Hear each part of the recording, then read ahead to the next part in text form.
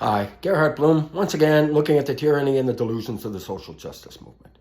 So in case the event missed you, utterly escaped your attention, or you got sidetracked, San Francisco, 24th September, they had the Folsome Street Fair. The Folsome Street Fair, this is no minor event, right? It's an annual event, California's third largest single-day outdoor spectator event. How many spectators? Typically between 250 and 400,000 people at this event. So what's so interesting about this event? It is an utter freak show. Utter freak show. Grown men, images from this event reveal grown men urinating on each other and what appears to be defecating on each other in a public, in a little kiddie pool in public, right? Men having sex out there in the public, both oral and anal sex, right? There's some dude walking around with a scat pig scrawled on his back and what appears to be human excrement. Well, scat is an obvious reference to scatological, referencing shit, right?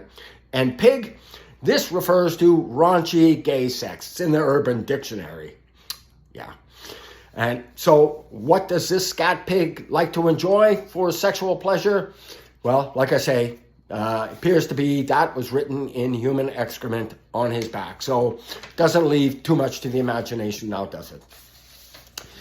In a parade, there's a guy dressed up in a priest carrying around a paddle for obvious sexual, kink type activities.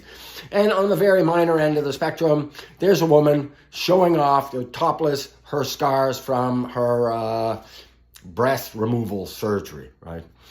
This is why you need to know about this. This is an example of queer theory at work. The website makes it very clear that this is a leftist cultural Marxist group. Yes, supporting a BLM. Sex work is work.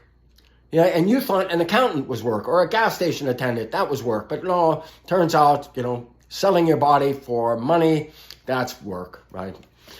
And this fighting for sexual liberation, radical sexual liberation. I've discussed this before in a previous video on this queer theory, right? They want to systematically dismantle and disrupt assumptions, right? These oppressive assumptions about sex and gender roles and challenges, traditional academic approaches, right? Like objective evidence and science wants to challenge those, of course. And, of course, fighting social inequality. That's how you do it. You get somebody to shit on you in a kiddie pool, right? Challenging, repressive social structures. You have to be an absolute idiot to think that this sort of stuff has anything to do with the civil rights movement or gay rights movement. They just want to be left alone. Yes, indeed, there are a great many gay men and women want to live their lives, in peace. They're not weaponizing their sexual identities. No, living normal lives. I'm a huge fan of Douglas Murray. He's a tremendous author. Strange Death of Europe, The Madness of Crowds, and recently read another one of his great books about the fall of Western civilization because of this poisonous leftist ideology. This isn't the civil rights movement of yesteryear, right? Equal dignity under the law. No. They want to dismantle bourgeois oppressive values and norms and, yes, institutions. And it is coming for your kids, right? This queer theory has implicated itself in the schooling system from kindergarten through universities.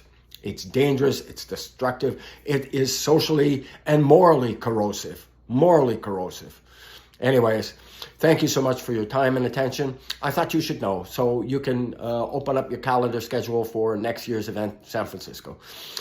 Anyways, thank you so much for your time and attention. Do check out my book, Deconstructing Social Justice. It's available on Amazon.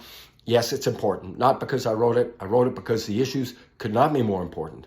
Thank you so much for your time and attention. Please do drop a thumbs up. Thank you.